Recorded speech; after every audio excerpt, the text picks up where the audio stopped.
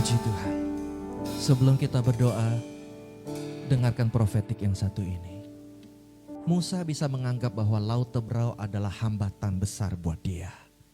Tetapi bahkan Firaun pun tidak menyangka, umat Israel tidak menyangka bahwa ternyata itu adalah cara Tuhan untuk menyelamatkannya dari kejaran musuhnya sekali untuk selamanya. Amin. Daud bisa saja menganggap bahwa Goliat adalah hambatan terbesar dia. Tetapi bahkan Raja Saul dan seluruh bangsa yang di sana tidak menyangka bahwa itu adalah jalan Tuhan untuk mengangkat Daud dari padang rumput gembala masuk ke istana. Petrus pasti menganggap bahwa penyaliban Yesus adalah hambatan terbesar. Itu kenapa Petrus menghalangi Yesus pergi ke Yerusalem. Tetapi Petrus bahkan orang Farisi tidak menyangka bahwa ternyata penyaliban itu adalah jalan Tuhan menyelamatkan kita semua. Amin.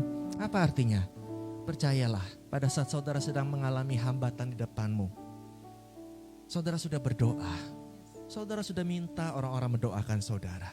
Saudara sudah melakukan firman dengan sebaiknya. Saudara sudah setia, sudah melakukan yang terbaik yang saudara bisa. Tetapi hambatan itu masih ada di depan saudara. Percayalah, itu bukan batu sandungan buat saudara. Tuhan sedang menjadikan hambatanmu untuk menjadi batu loncatan, mengangkat saudara menuju kemenangan yang sudah Tuhan sediakan buat kita. Amin. Tepuk tangan buat Tuhan kita. Haleluya. Ada kemenangan baru, ada peluang yang baru, ada mujizat baru. Amin.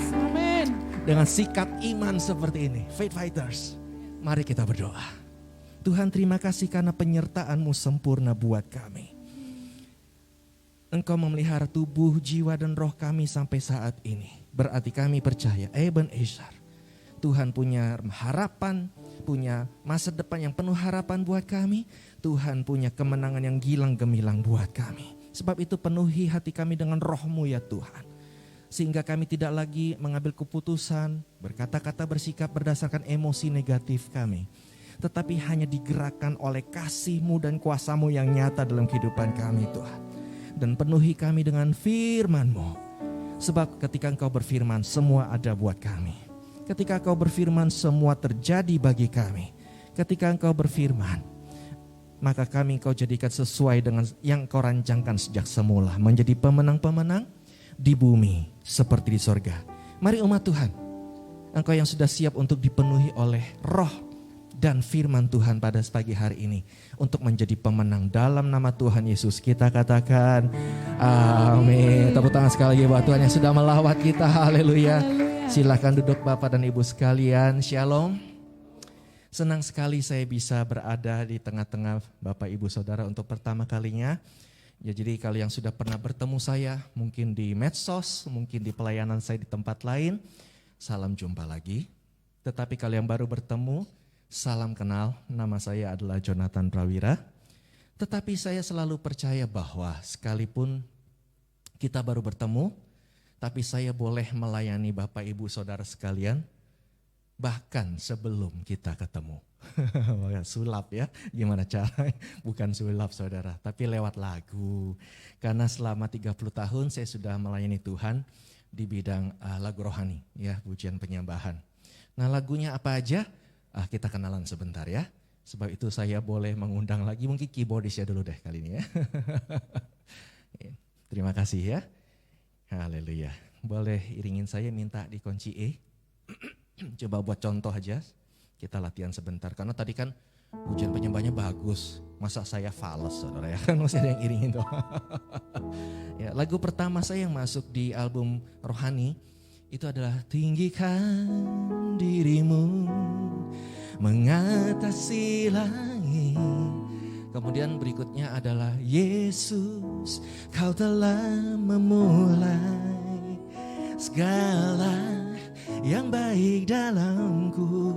Kemudian betapa dahsyat dan ajaib ya Tuhan kejadianku. Kemudian sungguh indah Kau Tuhan, penuh kasih dan sayang. Kemudian sejauh timur dari barat Engkau membuang dosaku. Kemudian satu hal yang ku rindu, berdiam di dalam rumah-Mu. Kemudian kau telah memilihku sebelum dunia dibentuk. Kemudian jalan-Mu tak terselami, oh, oleh setiap hati kami. Wah, melo-melo ya Bapak Ibu ya. Tapi gak semuanya melo sih. Ada juga kooperasinya seperti jangan lelah bekerja di ladangnya Tuhan. Roh Kudus yang beri kekuatan, yang mengajar dan menopang. Kemudian bersuka dalam Tuhan. Mari bersuka cita. Dan jangan lupa bersyukurlah kepada Tuhan. Kenapa? Sebab Dia baik, bahwasanya untuk selamanya kasih setia. Kemudian nama-Mu selalu ada di tempat pertama. Di mana? Di hatiku, dan selalu menjadi yang utama. Dirimu. Kemudian ada kuasa dalam pujian, bernyanyilah segenap hati dan jiwa, sebab ada kuasa dalam pujian yang sanggup membungkam kekuatan lawan. Oke, penyembahan lagi ya. Oh, ini pujian penyembahan tercepat di dunia loh Bapak Ibu ya. Udah berapa menit loh, udah berapa lagu kita. Pujian seperti bukan dengan barang fana Kau membayar dosaku, sehingga kita bisa berkata Allah mengerti, Allah peduli segala persoalan yang kita ada. Kenapa? Tiada yang mustahil dan tiada yang sukar bila Roh Allah turut bekerja. Tuhan, inilah yang ku tahu, Kau mengenal hatiku. Kemudian ku kagumi. Yang kagum sama Yesus dalam hati katakan, kasih-Mu tiada duanya. Sampai kini ku akui apa yang pantas kita akui, kasih-Mu tiada duanya.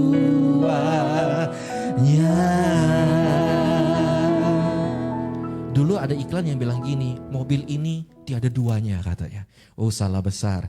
Kasih Tuhan Yesus lebih tiada duanya buat kita. Amin. Tepuk tangan buat Tuhan. Nah, sampai sini aja perkenalannya ya. Sebetulnya masih banyak lagunya ya. Lagu seperti Hati Sebagai Hamba, Mujizat Itu Nyata, Pelangi Sehabis Hujan, Ku Tak Akan Menyerah, Tiang Awan Tiang Api, Doa Mengubah Segala Sesuatu, Mujizat Setiap Hari, yang tadi juga dinyanyikan Awan Kemuliaan-Mu, dan masih banyak lagi. Tapi kalau kita nyanyikan semua itu bukan khotbah namanya, konser. Tapi hari ini buat saya adalah, meskipun mungkin saudara pikir, oh ternyata saya kira nyanyi ada ini, oh saya kira yang buatnya si ini, itu udah biasa buat saudara. Tapi buat saya yang penting, bukan soal saya dikenal atau tidak dikenal, tapi soal saudara diberkati oleh Tuhan. Saya cuma berdoa sekiranya lagu itu memberkati saudara selama ini, amin. Sebab ini bukan cuma soal kesaksian saya, ini kesaksian kita semua loh. Termasuk yang sedang menonton di Facebook saat ini, ini kesaksian kita semua. Apa kesaksiannya? Kesaksiannya itu begini, saudara, bahwa kita ini pengen berbuat yang baik, betul? Ya dong anak Tuhan kan, kita diciptakan untuk pekerjaan yang baik. Kita diubahkan menjadi baru, kita mau berbuat baik. Tetapi ada kenyataan yang harus saudara tahu. Meskipun kita sudah berbuat baik, belum tentu orang tahu. Kita sudah berbuat yang baik, belum tentu orang berterima kasih sama kita. Kita sudah berbuat yang baik, belum tentu orang ingat jasa kita. Jangankan yang 3 tahun lalu, 10 tahun yang lalu, mungkin yang kemarin aja kita lakukan orang sudah lupa. Kita sudah berbuat yang terbaik, tetapi yang orang ungkit-ungkit, yang orang selalu ingat adalah apa? Kesalahan kita, ya, keterbatasan kita, kekurangan kita. Itu aja yang orang yang terima dari kita. Kita sudah banyak berbuat yang baik, sebanyaknya 100 hal. Tetapi yang orang minta adalah hal ke-101 yang belum kita lakukan. Capek deh. Ya kan? Kita sudah berbuat yang baik, tetapi di belakang kita dengar orang malah menyakiti kita, mengata-ngatai kita, merendahkan kita, menghina kita di belakang. Bahkan kita sudah berbuat yang terbaik, kenyataannya orang bisa membalas kita dengan hal yang jahat, yang melukai kita. Betul? Itu kenapa ada pepatahnya ya? Apa? Air susu dibalas air tuba. Itu pepatah zaman dulu, jadul saudara. Kalau zaman now udah ganti. Kopi susu dibalas kopi cyanida saudara ya. Kan zaman kopi, ngopi kan, tapi cyanida mau. Tetapi saya percaya Tuhan mengirim saya kemari ya oleh gerakan dari pengurus-pengurus tempat ini. Terima kasih. Ya, ada pesan Tuhan buat kita. Jangan berhenti melakukan yang baik. Jangan berhenti menjadi yang terbaik. Apapun perlakuan dunia terhadap kita. Amin. Karena kata Tuhan, firman Tuhan berkata, sekalipun tangan kiri tidak tahu apa yang tangan kanan lakukan. Sekarang saya bertanya begini. Gimana caranya tangan kiri tidak tahu apa yang tangan kanan lakukan? Uang otak kita satu. Betul? Maksud Tuhan tuh begini, jangan berharap orang lain tahu. Jangan berharap. Bahkan sekalipun tangan kiri gak tahu apa yang tangan kanan lakukan, Bapakmu di tempat yang tersembunyi melihat segalanya dan membalaskannya buat kita.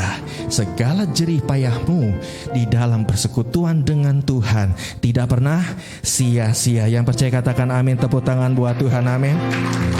Segala yang kau taburkan itu Tuhan perhitungkan. Segala yang sudah engkau lakukan, pengorbananmu, air matamu, segala doamu, segala kebaikanmu Tuhan perhitungkan. Dari mana saya tahu? Karena Tuhan berkata gini, aku menampung air matamu. Buat apa Tuhan tampung air mata? Yang mau Tuhan tampung dong kebaikan kita dong. Yang Tuhan tampung adalah ketaatan kita. Tapi Tuhan bilang, kesedihanmu aja aku tampung. Apalagi hal yang baik engkau lakukan. Yang Tuhan hitung neracanya adalah penderitaan kita. Loh, kenapa Tuhan perhitungkan penderitaan kita? Karena Tuhan mau hitung bahwa kebaikannya jauh melebihi penderitaan kita. Amin saudaraku. Itu Tuhan kita. Tetapi saya percaya mungkin karena tema hari ini adalah sangat sesuai dengan apa yang saya alami. Kalau orang tanya pada saya, Pak Jonathan kok bisa sih ya melayani selama 30 tahun lebih? Ya, dan kok masih bisa tetap eksis, ya, tetap bisa selalu bertahan melayani. Kenapa kok? Rahasianya apa? Bukan saya, rahasianya adalah kasih. Tetapi kalau kita bicara kasih, seringkali orang selalu berpikir begini, seberapa jauh kita mengasihi Tuhan? Dan itu gak salah, itu pertanyaan yang gak salah. Tetapi tahukah saudara, banyak orang-orang yang gagal karena berusaha mengasihi Tuhan, termasuk kita. Ketika kita mencoba mengasihi Tuhan dengan kekuatan sendiri seperti yang saya pernah coba, kita akan burn out, tekor saudara. Kenapa? Kasih kita terbatas, betul? Mungkin awal-awal kita semangat, mungkin awal-awal kita punya penuh kasih, seperti baterai penuh. Tapi kalau dipakai terus, dipakai mengasihi orang, apalagi dibalasnya bukan dengan umpan balik yang baik, tapi negatif, membuat kita lemah. Nah, kita akan burn out. Contohnya adalah Marta. Ketika Marta berusaha melayani Yesus dan murid-muridnya, kecapean dia. Dan akhirnya komplain juga. Ketika kita berusaha mengasihi Tuhan, maka ada akibat yang lain. Iblis selalu berusaha mendakwa kita karena kita pasti gak sempurna mengasihi Tuhan. Ketika kita melakukan hal yang baik, iblis berkata, Allah percuma, toh balasannya gak enak. Ingat gak kemarin kamu disakitin begini? Waktu kita berusaha memberi yang terbaik mungkin kepada gereja, lalu iblis mulai ingatkan lagi ya, Allah ngapain? Lihat tuh, yang lain gak peduli sama kesusahan kamu. Buat apa kamu mendukung Faith Fighters? Ngapain? Betul? Ketika kita mencoba mengasihi Tuhan, kita mencoba melakukan yang baik, setia, iblis mulai menghasut dan berkata, orang lain enaknya bisa tuh. Yang itu berdosa kok bisa, kok enak. Rugi kamu. Ini dialami oleh Petrus. Petrus mencoba mengasihi Tuhan, mencoba menunjukkan dia yang terbaik, dia yang paling mengasihi di antara muridnya. Yang terjadi adalah dia gagal. Betul? Dan dia yang terpukul oleh kegagalannya. Dia pun pergi. Saya percaya perginya. Kenapa murid yang lain hanya melarikan diri tapi ngumpet, tapi Petrus betul-betul melarikan diri menjauh dari semuanya? Karena dia guilty feeling, dikejar perasaan bersalah sama seperti Yudas. Dikejar perasaan bersalah. Karena sudah pamer kata, padahal mungkin maksudnya bukan pamer. Mungkin kita bersaksi. Kita bersaksi bahwa kita mengasihi Tuhan. Kita datang ke gereja, kita ibadah. Tapi kita jatuh dalam masalah. Kita gagal. Dan orang mulai menghakimi kita. Alah Petrus, omong besar kamu. Katanya gak mau mati, terus kamu menghilang. Kemana? Kamu yang nyangkal loh. Bonit lainnya bisa gitu kan. Yang tadinya merasa disombongin sama Petrus bisa balik ngomong. Petrus yang nyangkal siapa coba? Yang bilang mau mati sama Yesus siapa? Kami yang ngomong, kamu yang ngomong, kamu yang kabur, kan? Tetapi apa yang terjadi? Ketika dia gagal, Tuhan Yesus mengejarnya. Ketika Marta capek, Tuhan bilang, Marta, dia nggak bilang, kamu ini payah begitu capek. No, kenapa kamu susah Marta? Istirahat, nggak usah capek-capek seperti itu. Ketika Petrus meninggalkan Tuhan, Tuhan bisa saja punya hak begini. Betul gak saudara? Saya percaya kalau kita pun jadi sikap seperti Tuhan Yesus, kita akan gini, oke lah aku gak dendam, tapi aku gak mau pakai Petrus lagi dong. Betul? Aku bisa pilih Paulus langsung. Kenapa mesti tunggu nanti? Sekarang aja aku ganti Paulus jadi Petrus, tidak ada Petrus. Yesus lebih memilih untuk mengejar Petrus. Saudara tahu apa yang dilakukan? Dikejar untuk ngomelin. Nih Petrus bangkit, apa lo? Minta maaf gak lo? Enggak loh. Yang Yesus lakukan apa? Membuat mujizat buat Petrus. Mujizat yang indah. Kenapa? Karena membuat Yesus tuh mengingatkan Petrus awal jumpa dia dengan Petrus. Ketika Petrus mengalami kesusahan, Yesus membuat mujizat tangkapan ikan yang banyak. Yesus mengulangi lagi. Seakan-akan mengingatkan memori indahnya bertemu dengan Tuhan. Di saat Petrus merasa bukan siapa-siapa, tetap Yesus mengasihi dia. Ketika lalu mereka pun makan. Dan makan aja dalam tradisi Yahudi itu penting sekali. Itu kenapa Yesus menyuruh murid-muridnya pergi makan-makan. Menginjil tapi makan-makan di rumah orang. Karena makan-makan itu tradisi penting, artinya orang menerima. Tidak ada orang yang merasa ibaratnya bukan kelas saya, bukan sahabat saya, mau makan-makan bersama, itu gak mungkin. Mereka bisa bertemu secara dagang, yes. Tapi makan-makan itu personal sekali buat mereka. Tapi Yesus ngajak mereka makan.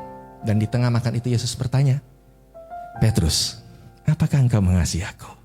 Ketika Petrus yang mulai terjamah oleh kasih Yesus, berkata, iya aku mengasihi engkau. Tapi Yesus jawabnya apa? Gembalakan domba-dombaku. Apa artinya? Yang Yesus mau dari kita adalah kita nikmati, sadari kasih Yesus kepada kita. Setiap kali dunia jahat kepada kita, saudara kembali pada kenangan saudara kepada Yesus. Betapa dia sudah baik kepada kita. Dan ketika kita mau membalasnya, Tuhan bilang jangan balas saya. If you love me, kamu pasti mau mengasihi orang lain. Kamu pasti mau mengasihi saudaramu. Itu yang saya praktekkan di lagu saya. Kenapa saudara bisa diberkati oleh lagu saya? Itu bukan karena saya hebat. Bukan karena saya mampu merangkai kata. Karena itu semua firman Tuhan.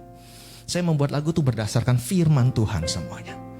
Tetapi karena saudara merasakan kasih Tuhan dalam lagu itu. Betul saudara? Itulah kasih yang saya rasakan dari Tuhan. Sehingga saya bisa berkata, ku rindu dunia pun merasakan kasih yang ku rasakan darimu Yesus Tuhan. Ku rindu semua yang kau lakukan membuat dunia mengerti. Kau menunjukkan kasih. Sekali lagi katakan, ku rindu, dunia pun merasakan kasih yang ku rasakan darimu Yesus Tuhan. Ku rindu semua yang kau lakukan membuat dunia mengerti. Kau menunjukkan Allah itu kasih. Jadi kalau saudara mau mengasihi Tuhan, yang Tuhan minta adalah nikmati kasihnya lebih dulu. Seperti Maria menikmati kasih Tuhan. Itulah kenapa Tuhan berkata Maria melakukan hal yang terbaik, yaitu dia menikmati kasih Tuhan, menikmati kehadiran Tuhan. Dan akibatnya apakah Maria tidak melakukan apa-apa untuk Tuhan? Kita melihat kayaknya Maria manja amat ya. Ya Marta sibuk, Maria enak-enak menikmati Tuhan. Saudara ingat soal kisah wanita yang mengurapi Yesus, yang melakukan perkara besar, memberikan harta yang terbanyaknya. Karena narwastu itu bukan minyak urapan, narwastu itu minyak wangi yang perempuan pakai itu dulu mahal. Jadi itu bukan minyak urapan ibadah, makanya dikecam oleh kaum Farisi. Karena narwastu itu soal minyak wangi, yang kalau kita pergi mana parfum gitu loh. Mungkin dulu mereknya ada Chris apa gitu ya, Goods apa ya, nanti kita dikira endorse, jangan endorse. Tapi itu diberikan, saudara tahu siapa yang berikan? Maria. Saudari Marta, dia yang berikan. Semakin saudara menikmati kasih Tuhan, tanpa sadar saudara pasti mau memberi yang terbaik buat Tuhan. Hari ini yang Tuhan minta bukan ayo kasih aku. Kenapa? Karena mengasihi tidak bisa dipaksa, Tuhan tahu. Nggak bisa diperintah saudara pinta orang, ayo dong sayang saya, nggak bisa. Ataupun orang memaksa saudara, sayangi aku dong, aku kan cakep, enak aja. Ya kan, orang saya nggak ada feeling apa-apa sama kamu, betul? Nggak bisa dipaksa. Tetapi ketika saudara sudah merasa dikasihi, saudara merasa dilindungi, saudara merasa diberkati, saudara merasa ditemani, ditolong dan sebagainya, saudara pasti mau melakukan apa aja buat Tuhan. Saya percaya kasih kepada Tuhan sedang Tuhan pulihkan pagi hari ini. Boleh tepuk tangan buat Tuhan, nikmati kasih yang luar biasa. Itu kenapa itu yang sesuai dengan firman Tuhan. Ya kita buka firman Tuhan sebentar. 1 Yohanes 4 ayat 19. Ini juga ada lagunya sebetulnya. Sebelum dapat ku mengasihimu, kau terlebih dulu mengasihi diriku. Bukan aku yang telah memilihmu, namun engkaulah yang memanggilku dengan namaku dari surga dengan cinta. Ini yang selalu ku rasa hingga engkau telah datang menyelamatkanku dari hati dengan cinta. Ini yang selalu ku bawa. Oke, dah nanti jadi akan nyanyi mulu. Jadi konser betulan loh Pak. Firman Tuhan 1 Yohanes 4:19. Kita mengasihi, kenapa? Karena Allah lebih dahulu mengasihi kita. Jadi jangan pernah terjebak oleh bahwa kita harus melakukan ini buat Tuhan dulu. Kita harus melakukan itu buat Tuhan dulu, baru Tuhan senang dan mengasihi kita. No. Pada saat saudara sedang merasa tidak bisa mengasihi orang lain, justru cari Tuhan. Izinkan Tuhan memulihkan kasih kita lebih dulu. Ketika saudara merasa kasih saudara sudah hambar, rasanya ngomong pun pengennya kasar, itu karena hati kita sedang pahit. Setiap kali sudah akar pahit, buahnya pasti pahit. Betul saudara? Kenapa bisa berbuah manis? Karena akarnya memang manis. Itu kenapa banyak orang berpikir bahwa Tuhan menyuruh kita berbuah. No, Tuhan mau kita berbuah. Menyuruh dan mau itu dua hal yang berbeda. Tuhan mau kita berbuah, nanti saya jelaskan ya. Tapi yang Tuhan suruh kita berakar dalam Tuhan. Betul gak saudara? Tinggallah dalamku, sebab di luar aku kamu tidak bisa berbuat apa-apa. Kalau saudara tidak punya akar, berakar pada kasih Tuhan, saudara sedang copot, saudara sedang mencoba mengasihi dengan kekuatan saudara, enggak akan kuat. Saudara akan capek, saudara akan burn out, low bad. Tetapi kalau saudara berakar dalam Kristus, menikmati kasih-Nya, merasakan bagaimana Tuhan menyelamatkan saudara, merasakan bagaimana dulu saudara sakit Tuhan menyembuhkan saudara. Saudara merasakan dulu tidak ada yang mengasihi saudara, boro-boro perhatiin saudara, tapi Tuhan yang mempertahankan saudara bisa tetap hidup. Saudara ingat dulu saya gak punya kerjaan, Tuhan bisa aja kasih kerjaan di saat yang tepat yang saya butuhkan. Setiap saat saudara ingat kebaikan Tuhan, akar itu akan membuat saudara berbuah manis lagi. Bukan hanya soal sikap mengasihi, tapi saudara akan bekerja dengan kasih. Saudara yang sedang capek bekerja saat ini, itu karena saudara sedang lupa berakar. Kalau saudara berakar lagi pada Tuhan, saudara akan ingat bahwa pekerjaan bukan lagi beban. Pekerjaan itu bukan soal saudara ditekan oleh bos, diserang oleh pesaing, diganggu oleh rekan yang lain, atau dicereweti oleh nasabah. Bukan. Tapi pekerjaan adalah cara Tuhan memberkati kita, memelihara hidup kita, bahkan mengeluarkan potensi hidup kita. Kalau saudara berakar dalam kasih Kristus, saudara bahkan akan tahu kenapa Tuhan menguji kita. Sekarang kan kita suka bingung, apa kelihatannya Tuhan lagi menguji, apa saya masuk pencobaan, ini dari iblis, apa dari setan, apa dari Tuhan, apa dari diri sendiri. Nggak usah pusing saudara, karena iblis tidak bakal bisa menyerang kita kalau nggak Tuhan izinkan. Saudara ingat iblis pernah komplain sama Tuhan? Masa? Pernah sampai ke surga untuk komplain. Bayangin, jauh-jauh datang ke surga untuk bilang apa? Tuhan curang, lu kok aku curang, kenapa? Aku nih nyerang Ayub dari berbagai penjuru, gak bisa. Kenapa gak bisa? Tuhan lindungi, Tuhan pagari. Iblis tidak bakal bisa menyerang kita, karena Tuhan memagari kita. Bahkan sebelum Ayub sadar pun, Tuhan sudah memagari kita. Yang iblis lakukan adalah terhadap Hawa. Kita harus keluar dengan sukarela dari pagar pelindungan Tuhan. Kita dibikin jauh dari Tuhan. Maka saudara jangan mau jadi jauh dari Tuhan. Ku tak ingin jauh darimu Tuhan, bawaku ke tempat kediaman-Mu. Biarkanlah roh-Mu tinggal di dalamku, di bait suci-Mu. Jadi kalau tadi lagu Awan Kemuliaan-Mu itu dari firman-Nya, dari Salomo menyembah Tuhan, awan kemuliaan Tuhan turun. Nah kalau kita ingin jauh itu dari Daud. Daud itu tidak pernah mau jauh, hatinya melekat sama Tuhan. Dia tidak izinkan segala godaan menjauhkan, segala tantangan menjauhkan, bahkan dosanya pun tidak membuat dia jauh dari Tuhan. Dia selalu bahkan dalam keadaan berdosa cari Tuhan. Sebab banyak orang bertanya sama saya, karena mereka prinsipnya bahwa Tuhan itu sebelum kita masuk kepada Tuhan, kita mesti perfect melakukan ini, melakukan itu. Jadi tidak salah ketika tadi worship leaders berkata, ayo datang sama Tuhan dengan hati yang menyala-nyala. Saya ingat betul, ya. Dan dia bukan cuma ngomong, dia bikin kita hati menyala-nyala, betul? Dia bikin kita semangat. Saya pun wah, jadi semangat lagi. Luar biasa, saudara punya WL yang luar biasa tempat ini, amin. Iya dong, ya hargai dong, kita appreciate ya. Saya percaya dia sudah berusaha sebaik mungkin untuk melayani kita. Tetapi pertanyaan utama adalah ketika saya menjadi pembicara di seminar worship, syarat apa sih? Nah ini pertanyaan semua orang, pengen tahu kan? Untuk datang ke hadirat Tuhan syaratnya apa? Betul gak? Supaya Tuhan itu seneng gitu loh ngeliat kita. Di Matius 11 ayat 28 sebetulnya ada syaratnya. Saya gak perlu buka, saudara sudah hafal mati. Apa? Mari datang kepadaku semua yang, bukan bilang semua yang hati menyala-nyala, hati yang semangat.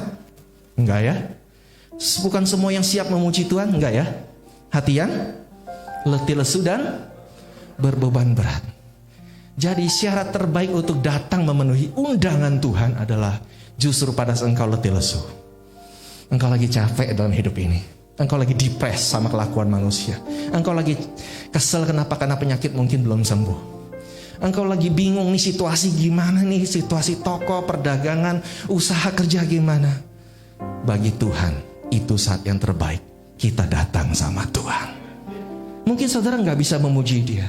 Mungkin saudara ketika WL sedang muji Tuhan, saudara cuma boro-boro bisa ngomong Tuhan baik. Aku gak ngerasa gitu, gak apa-apa. Dinikmati aja. Izinkan Tuhan memulihkan hati saudara dengan kebaikannya. Karena namanya hati yang letih lesu, gak mungkin juga bisa memuji Tuhan. Gak mudah. Mungkin ada yang bisa, dan itu salut saya. Tapi banyak orang ketika lagi letih lesu, lagi capek, apa bisa nyanyi? Boro-boro. Bisanya komplain. Ya bisanya curhat sama Tuhan. Tuhan ini gimana ini? Tapi itu pun Tuhan terima loh. Ini seperti kita suka berpikir gini, kalau saya mau mandi, saya harus bersih dulu dong, biar layak masuk kamar mandi. Loh gimana? Kita kan mandi supaya bersih, betul ya, dari segala kotoran kita. Makanya mulai sekarang, umat Tuhan, dengar. Jangan ragu datang kepada Tuhan. Sekotor apapun, seradiasi apapun kita sedang tercemar apapun, keracunan apapun, jangan ragu datang pada Tuhan. Karena Tuhan akan berikan kelegaan. Dia menguduskan kita, memulihkan kita lagi. Amin. Jadi ketika saudara mulai berorientasi bahwa Tuhan mengasihi saya, maka kita tahu, kita pengen tanpa ditanya Tuhan pun, do you really love me? Kita bilang, I do Lord. Tapi luar biasa Tuhan kita apa? Jangan balas aku, kasihku kepadamu agape, unconditional. Balas sama saudaramu, balas sama orang-orang terdekatmu, balas di gerejamu, supaya orang diberkati. Balas di medsos, seperti yang faith fighters ini lakukan. Tunjukkan kasih, supaya orang merasakan kasihku kepadamu. Gak egois kan Tuhan kita? Tapi kadang-kadang ada juga ayat yang nggak salah, tapi karena kita mengenal Tuhan tuh selalu kayak pengen dikasihi, pengen dipuji. Jadi kayaknya ayat ini jadi keras. Saya kasih ya contohnya. Ingat nggak Tuhan bilang, yang mengasihi aku apa? Akan menuruti perintahku. Nah, ini jadi seolah-olah gini. Kalau kamu nggak mengikuti perintah Tuhan, kamu nggak mengasihi Dia. Widih, gitu kan, keras gitu.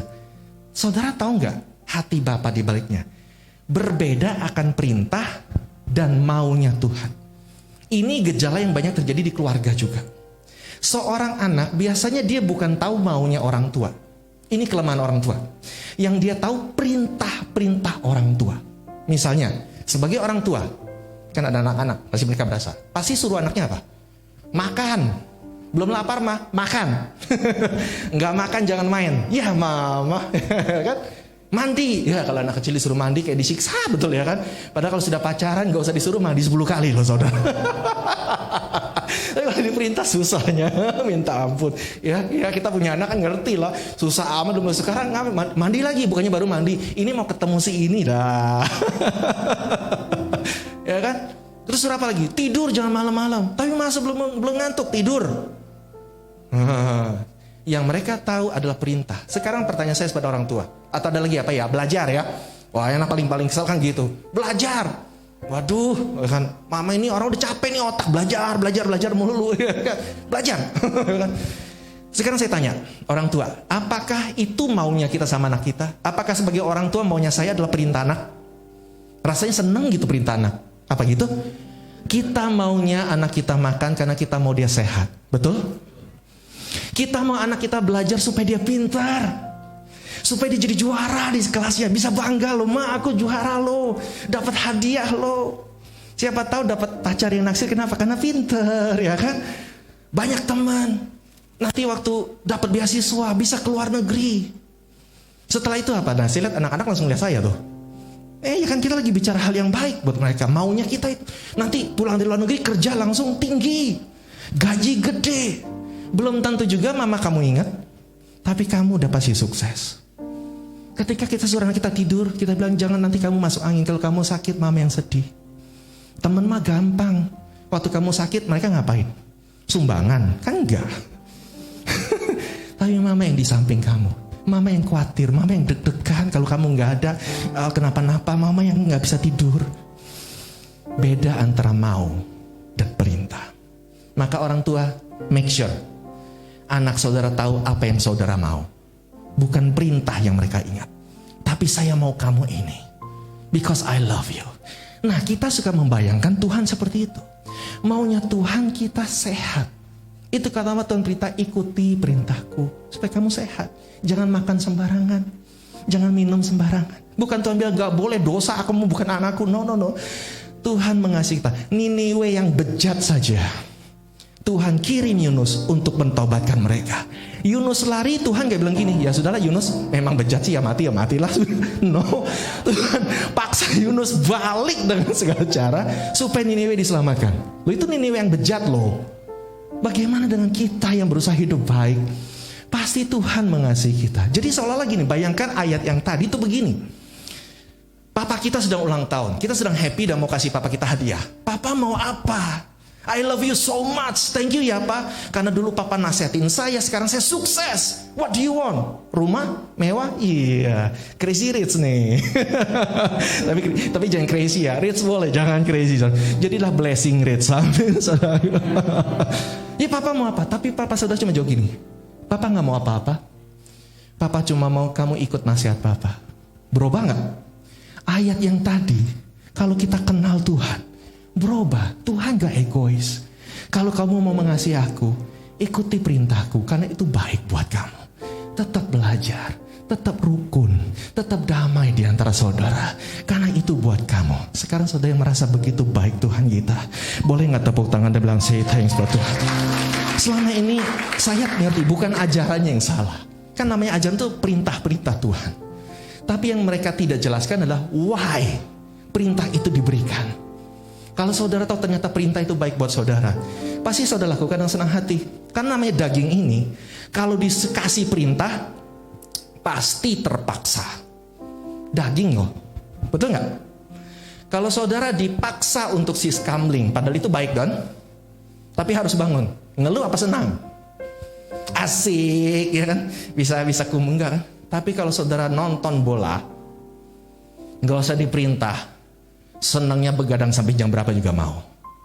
Anak-anak muda lagi sekolah suruh belajar buat ujian besok, ngantuk mah. Ya kan emang gue Batman malam-malam nyala. Tapi kalau main game online, ketika kita melakukan sesuatu bukan karena perintah, tapi itu membahagiakan kita, otomatis kita akan lakukan. Kalau saudara mengasihi Tuhan, bukan karena merasa diperintah oleh Tuhan, karena itu membahagiakan hati kita, semua pasti saudara mau lakukan buat Tuhan. Yang setuju katakan amin. Tepuk tangan paling meriah buat Tuhan kita, amin. Yang saya cerita inilah yang saya lakukan.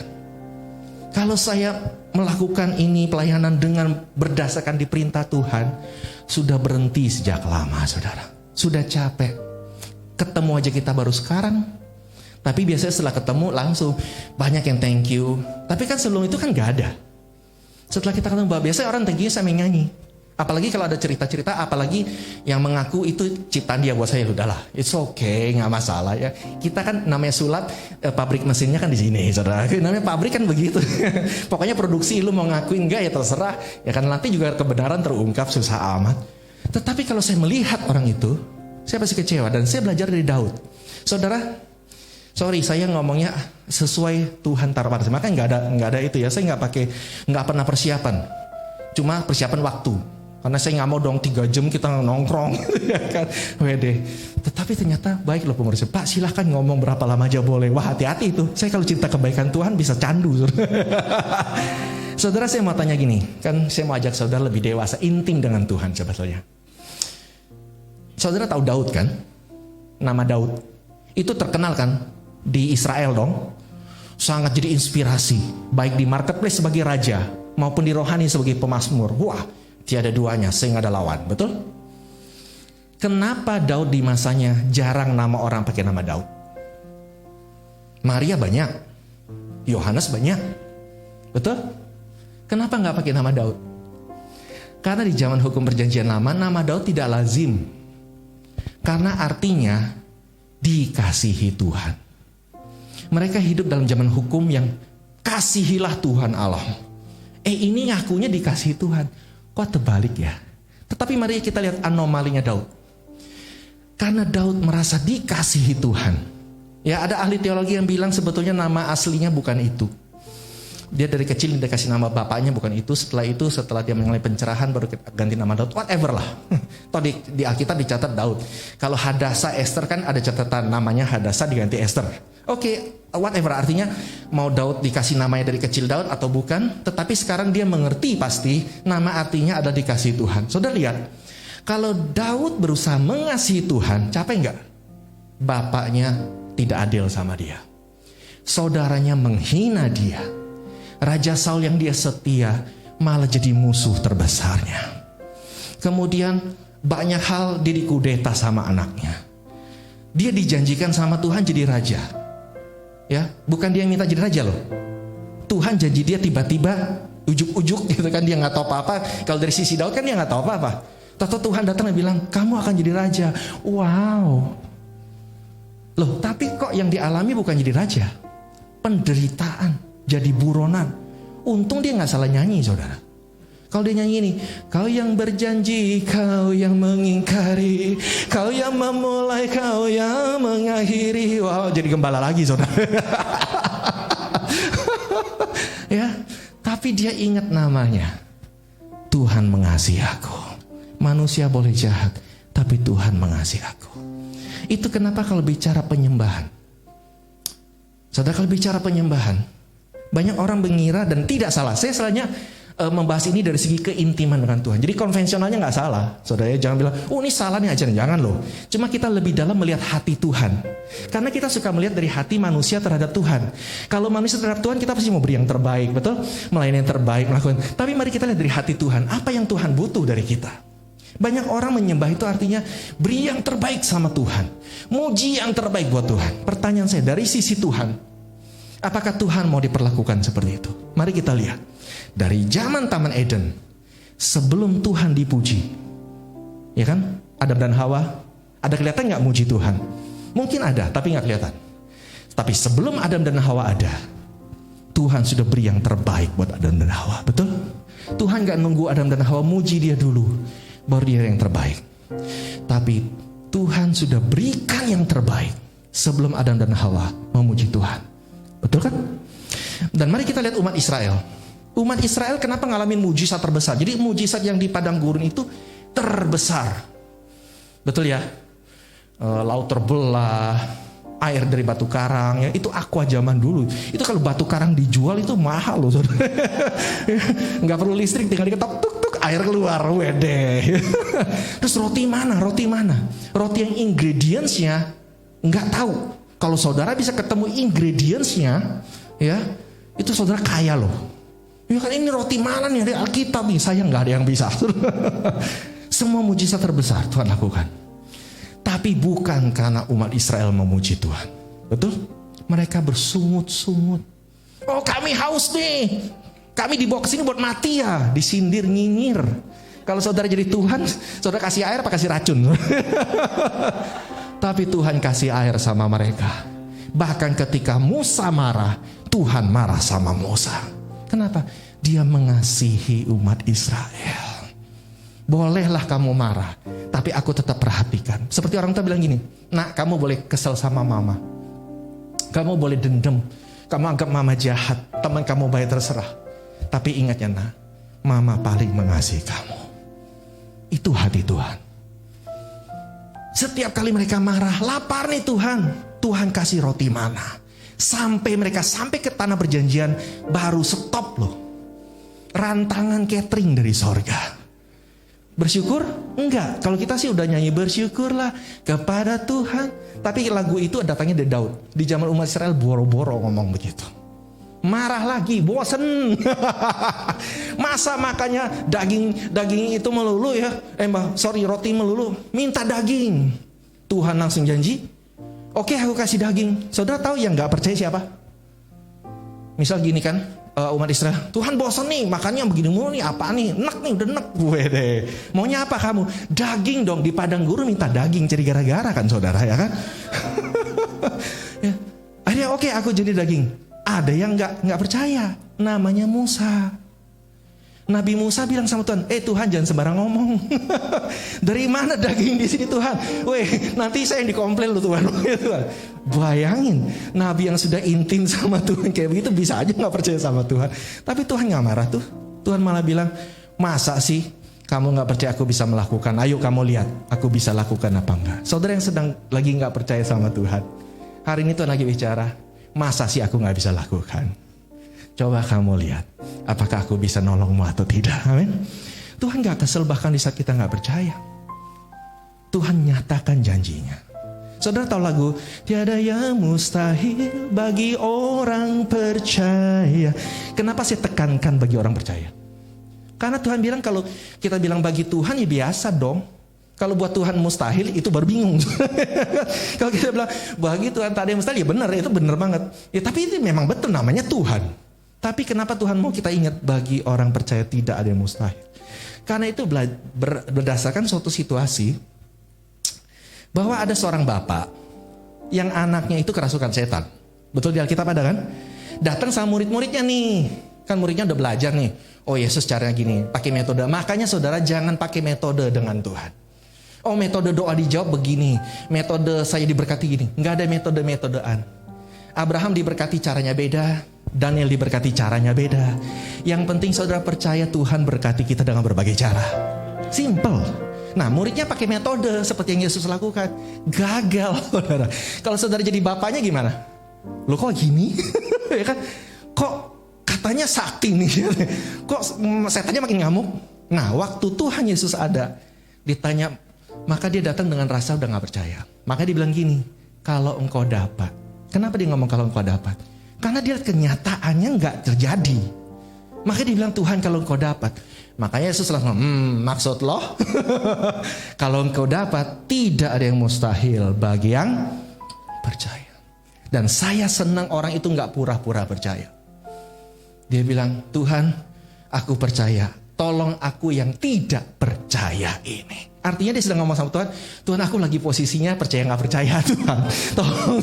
Dia jujur loh. Dan melihat kejujuran itu, Tuhan Yesus juga gak bilang gini, kalau itu kamu pulang, puasa dulu. Sampai imanmu sebesar biji sesawi baru balik. Enggak kan? Dalam situasi percaya gak percaya, Tuhan tetap tolong. Betul? Ternyata bahkan di saat gak percaya pun, Tuhan mau meyakinkan kita. Dia gak marah sama kita. Dia gak merendahkan kita. Orang merendahkan kita. Kita sakit dikit, orang gak percaya sih lo. Iya lo. Bukannya kasih buah kayak gitu ya. Kasih doa ini langsung dihakimi ya kan. Ya sudahlah. Tapi saudara ingat, Tuhan mengasihi saudara. Kalau dia sudah mengasihi kita, nyawanya aja sudah diberikan buat kita. Sorga pun sudah diberikan kita. Apa sih yang gak Tuhan berikan yang terbaik buat kita? Boleh tepuk tangan buat Tuhan yang mengasihi dia, amin. Jadi kemanapun saya pergi, saya selalu kalau lihat tema, saya tidak mengajarkan temanya. Saya langsung jalanin. Kan temanya adalah Do you really love me? Kiranya Roh Kudus sedang membuat saudara really love Tuhan. Amin. Langsung aja, karena yang buat Tuhan itu bukan soal teorinya, tapi soal saudara betul menikmati dan mengasihi Tuhan. Nah, ayat penutup saudara. Oke ya, penutup ya. Aduh, gawat nih saudara. Nah, terima kasih buat waktunya. Saudara masih sukacita, amin. Berbahagialah orang yang lapar dan haus akan Tuhan. Tuhan akan puaskan dengan kebaikan. Tepuk tangan dulu buat Tuhan, amin. Ya, ayat terakhir buat kita, dan ini juga kesaksian 2 Korintus 12 ayat 9.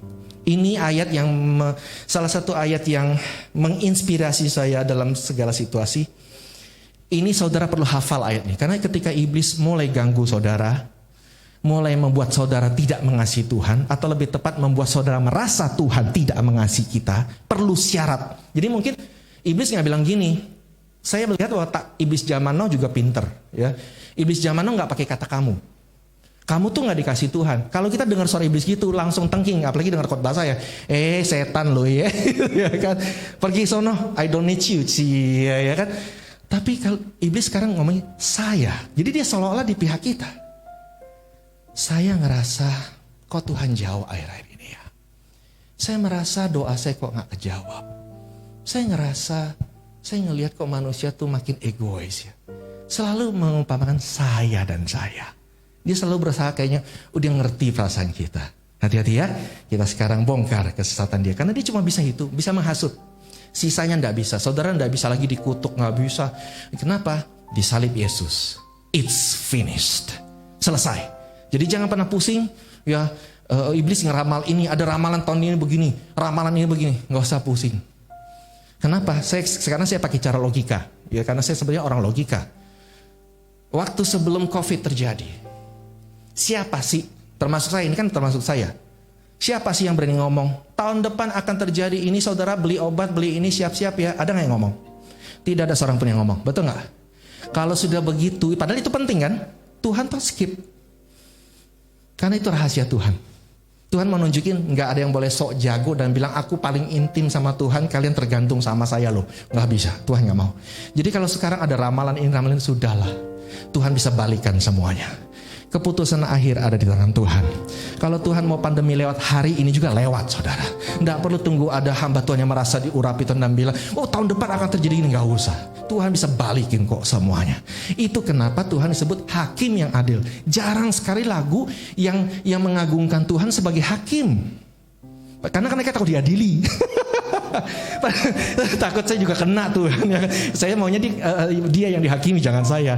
Padahal maksudnya hakim tuh gini. Sekarang jadi saudara ngerti. Tuhan bilang dia hakim tuh maksud gini. Kan jaksa bisa nuntut, betul gak? Iblis itu jaksa ibaratnya. Tapi jaksa bukan iblis. Saudara jangan ditebalikin ya.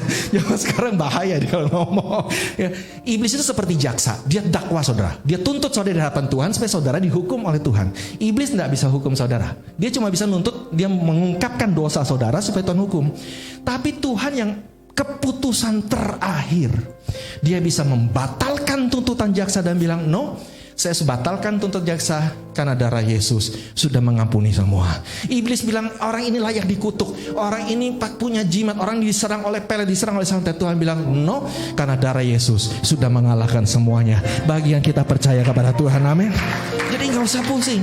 Orang suka nanya, Pak, doa apa Pak untuk situasi seperti ini? Lah, kalau saudara lagi gak tahu mau doa apa, lagi pengen bingung, doa apa yang paling manjur? Sederhana, doa Bapa kami. Selesai. Karena lengkap sudah. Ya, bicara soal datanglah kerajaanmu. Artinya gak ada kerajaan gelap bisa menguasai kita. Jadilah kehendakmu. Artinya apa? Gak bisa kehendak siapapun, rencana aja siapapun yang terjadi atas kita. Lengkap kan?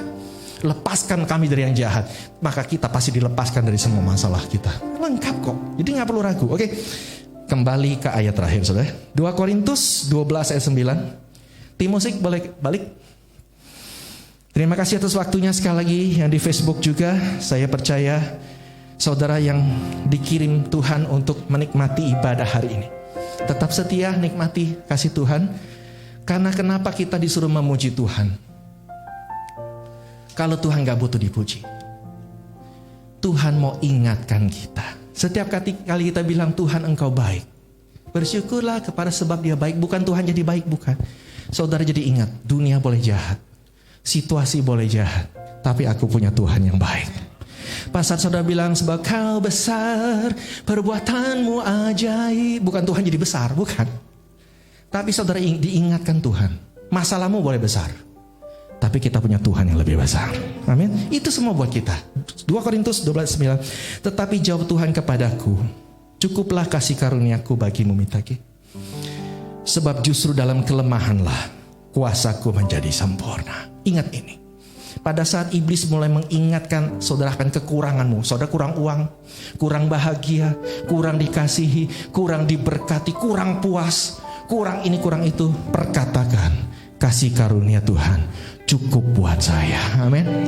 Lalu dikatakan kuasa sempurna dalam kelemahan. Ketika mulai saudara dilemahkan, setiap besok kerja mungkin apa dilemahkan oleh apa? Kejadian buruk, kenyataan buruk, perilaku manusia yang buruk, dengar kabar-kabar yang buruk, ya kan, prediksi-prediksi buruk, apapun yang buruk, ya.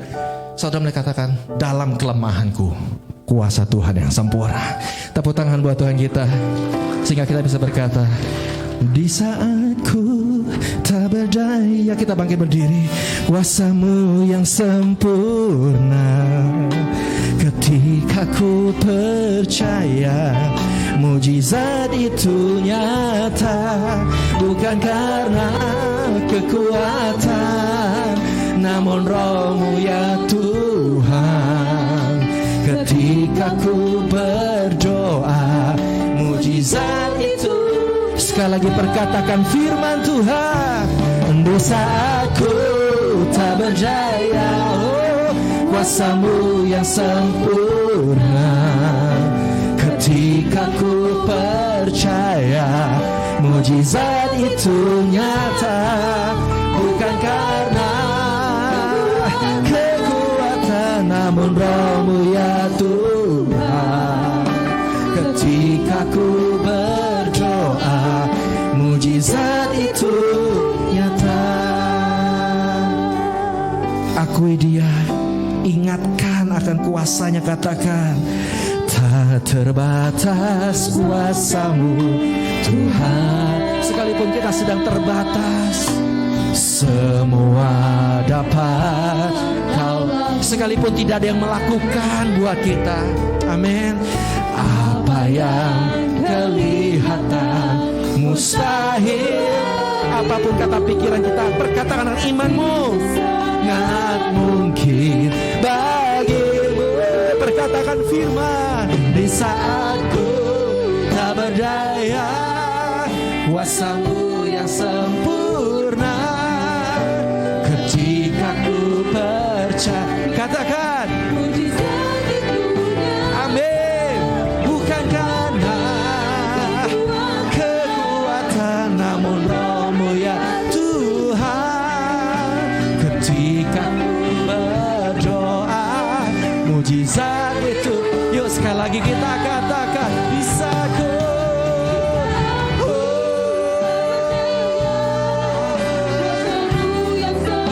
Kuasa-Mu sempurna, percaya mujizat itu nyata. Bukan karena kekuatan, ketika ku berdoa, mujizat itu. Ketika ku percaya, mujizat itu. Yang ketika ku menyembah, mujizat itu nyata.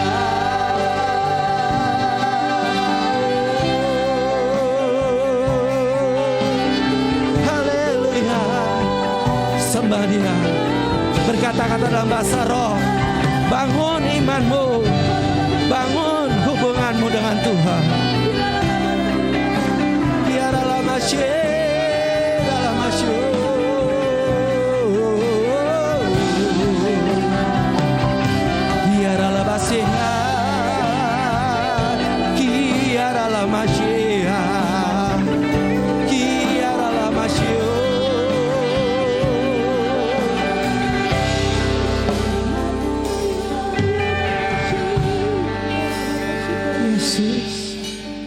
Sekarang saudara punya keyakinan, saudara pasti disembuhkan Tuhan, pasti ditolong Tuhan, pasti dibela Tuhan, pasti dipelihara oleh Tuhan, pasti dicukupkan Tuhan, pasti diangkat oleh Tuhan. Bukan karena kadar rohani kita, tapi karena kita punya Tuhan yang mengasihi kita dan mau melakukan apapun yang terbaik buat kita. Kita sedang dipersiapkan oleh Tuhan. Haleluya. Ketika Tuhan sedang menguji imanmu, bukan Tuhan tidak tahu, tapi tujuan Tuhan menguji supaya emasmu muncul. Seandainya Tuhan menguji aku akan timbul seperti emas. Saudara diuji Tuhan untuk mengeluarkan potensi terbaik darimu. Saudara mengalami kesulitan supaya yang tadinya saudara mengira saudara tidak bisa, tapi bersama Tuhan ternyata saudara bisa. Saudara gak sadar ternyata saudara punya kebijakan, punya pengalaman, punya keahlian, punya kemampuan yang sedang Tuhan bangun talentamu. Amin. Ini kata-kata hikmat dari Tuhan buat saudara.